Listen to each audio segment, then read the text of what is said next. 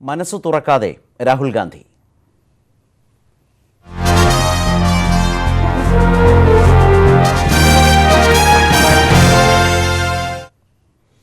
രാഹുൽ ഗാന്ധിയുടെ വയനാട്ടിലെ സ്ഥാനാർത്ഥിത്വം സംബന്ധിച്ച തീരുമാനം നീളുകയാണ്.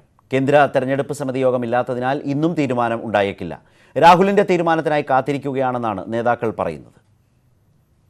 രാഹുൽ ഗാന്ധി വയനാട്ടിൽ മത്സരിക്കാനെത്തുമെന്ന കേരള നേതാക്കളുടെ പ്രതീക്ഷകൾക്കിടയിലും തീരുമാനം വൈകുകയാണ്. ഇന്നലെ ചേർന്ന പ്രവർത്തക സമിതി യോഗവും തെരഞ്ഞെടുപ്പ് സമിതി യോഗവും രാഹുൽ ഗാന്ധിയുടെ സ്ഥാനാർത്ഥിത്വം സംബന്ധിച്ച് ചർച്ച നടത്തിയില്ല. തെരഞ്ഞെടുപ്പ് സമിതി യോഗമാകട്ടെ ഇന്ന് ചേരുന്നുമില്ല. ഈ സാഹചര്യത്തിൽ രാഹുൽ ഗാന്ധി വയനാട്ടിൽ മത്സരിക്കുന്നത് സംബന്ധിച്ച് അന്തിമ തീരുമാനം ഇനിയും നീളുമെന്നാണ് നേതാക്കളുടെ ആശങ്ക. തന്റെ സ്ഥാനാർത്ഥിത്വം സംബന്ധിച്ച് അടുപ്പക്കാരായ നേതാക്കളോട് പോലും രാഹുൽ ഗാന്ധി മനസ്സ് തുറന്നിട്ടുമില്ല. തെരഞ്ഞെടുപ്പ് പ്രകടന പത്രികയിലെ കോൺഗ്രസിന്റെ പ്രധാന വാഗ്ദാനമായ ന്യായ് പദ്ധതിയെ വ്യാപക ചർച്ചയാക്കാനുള്ള പ്രചരണ പരിപാടികളിലാണ് രാഹുൽ. സ്ഥാനാർത്ഥിത്വം സംബന്ധിച്ച് ഇപ്പോൾ പ്രതികരിച്ച് ന്യായ് പദ്ധതിയുടെ വാർത്താപ്രാധാന്യം നഷ്ടമാക്കാനും രാഹുൽ താൽപര്യപ്പെടുന്നില്ല.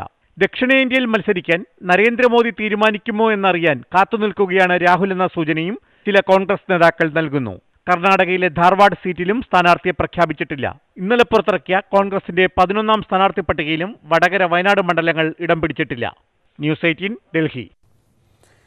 പ്രധാനമന്ത്രി നരേന്ദ്രമോദി കർണാടകയിൽ മത്സരിക്കുമെന്ന അഭ്യൂഹങ്ങൾക്ക് വിരാമം. മോദി മത്സരിക്കും എന്ന് കരുതിയിരുന്ന ബാംഗ്ലൂർ സൗത്ത് മണ്ഡലത്തിൽ തേജസ്വി സൂര്യയെ സ്ഥാനാർത്ഥിയായി BJP പ്രഖ്യാപിച്ചു. ഇന്നലെ രാത്രി പുറത്തിറക്കിയ സ്ഥാനാർത്ഥി പട്ടികയിലാണ് BJP ബാംഗ്ലൂർ സൗത്ത് മണ്ഡലത്തിൽ സ്ഥാനാർത്ഥിയെ പ്രഖ്യാപിച്ചത്. 2.25 ലക്ഷത്തിലേറെ വോട്ടുകൾക്ക് കഴിഞ്ഞ തവണ BJP വിജയിച്ച മണ്ഡലമാണ് ബാംഗ്ലൂർ സൗത്ത്.